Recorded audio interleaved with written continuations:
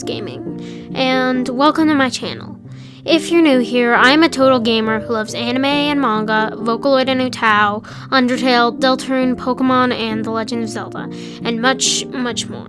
My many hobbies include music, songwriting, drawing, writing, basically anything creative. Deltarune spoilers ahead. Recently, like any good Deltarune fan must, I was questioning the prophecy. While I've always been one of those people who genuinely does believe Susie is the girl, I've started to notice a good amount of cracks in the prophecy. Like, why are none of the secret bosses in the prophecy? Of all the prophecies, why was the only one to get cut with a secret boss in it? Also, while I was assured Susie was the girl, I eventually ended up realizing her prophecy character has a sword. Susie wields an axe. I put together all the information I knew, and I came up with a theory. But honestly, this theory will make you look at Deltarune differently, if you believe it as I do.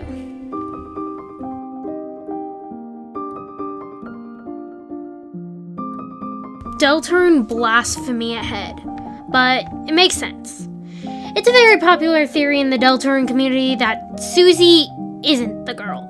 Her prophecy image wields a sword, not an axe. One of the leading theories in this field is that Noelle is actually the girl. But this doesn't work either. Noelle doesn't wield a sword either, and a Chapter 4 dialogue line refers to her, not as the girl specifically, but as the girl who snows. Honestly, I don't think either of them are the girl. I think Chris is. Now I can already hear the "you idiot, Chris is non-binaries" in the comments. If you want to say that, you don't need to. Because I'm not just gendering Chris here. I think they are trans, formerly female. Why? Chris wields a sword, just as in the girl's prophecy. And the "at last was the girl" line resembles an act button. Who is the character who acts? Chris.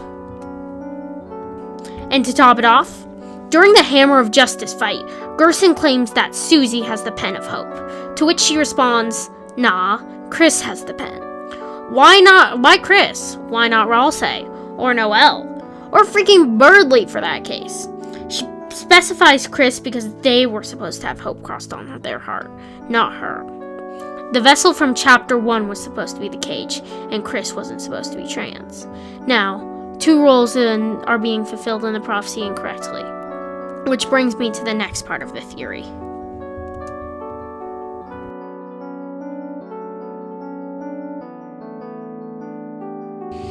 Like I said earlier, interestingly enough, the secret bosses, excluding the knight, are the only characters to really have no mention in the prophecy.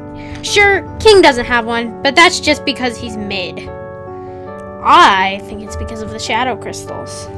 Spamton and Jevil are stated to have gone mad because of the Shadow Crystal's power and this perceived freedom it held. Obviously, it must have not held very much freedom, as those two are some of the most insane characters in the game. But what if it granted some sort of freedom? I think the Shadow Crystals are the only thing that can destroy the prophecy. At the cost of sanity, in a way, they give freedom from fate. They may be one of the only ways to break the prophecy, but someone will have to go mad using them. Which leads us to my next point.